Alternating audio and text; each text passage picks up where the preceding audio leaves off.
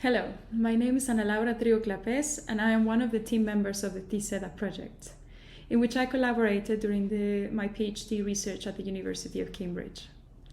This tutorial discusses data collection and coding in further detail to help you plan precisely how you will carry out your inquiry in your setting. You will need to consider how much observation you want to do and when, how feasible it is to repeat your observations over time in order to look at change, and so on. I will review what coding is and how to do it, but it's worth mentioning at the outset that there are many resources and video guides and examples for this, so do tap into those. We embedded a link to a number of them below. You'll also see a coding tutorial as part of your activities for this section, which runs through a couple of examples of coding to help you get used to it. So what is coding?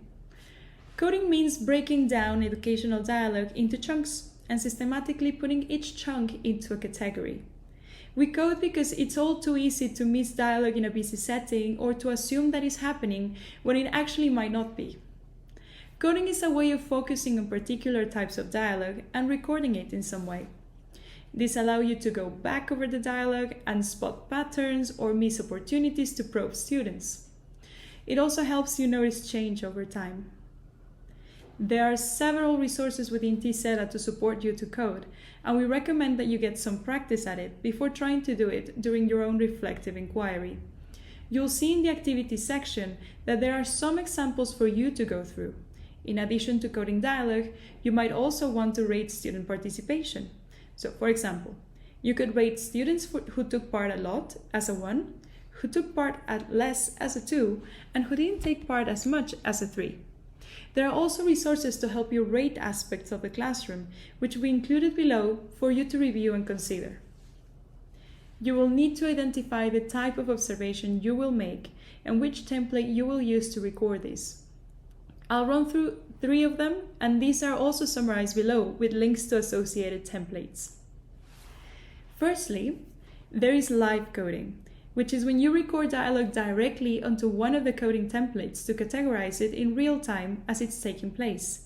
The advantages of this type of observation is that you can see how the group is interacting and can pick up on nonverbal cues, such as body language.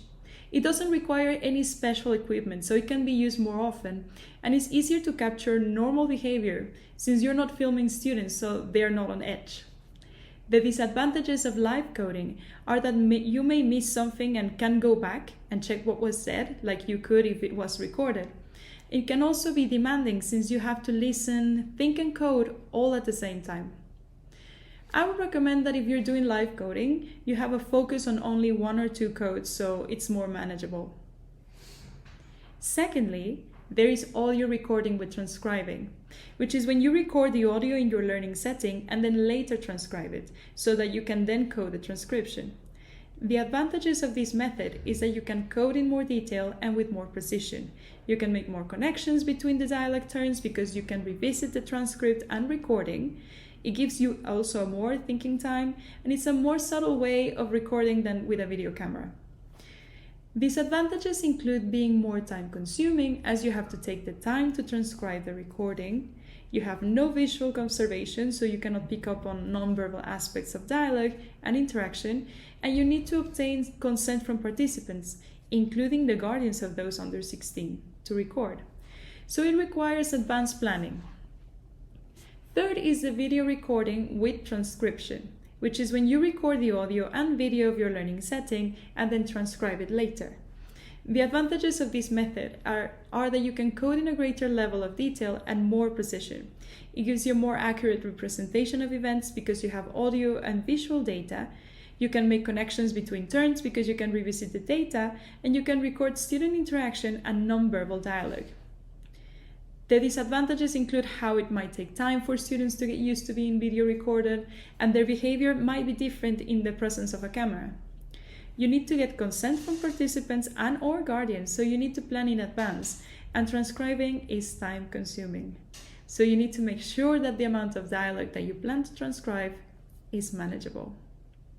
The coding and rating template that you should use depends on whether you're engaging in whole class teaching or small group for your inquiry. We have included a graphic below that shows the templates you can use depending on your focus area and also a tool chooser, which recommends which template you use for different purposes. These templates can help you decide how you will carry out your inquiry. So that is all for this tutorial. I know there's quite a bit for you to review now and consider while planning your inquiries, but the more time you put into it now, the easier it will be when carrying out your inquiries later. So goodbye for now.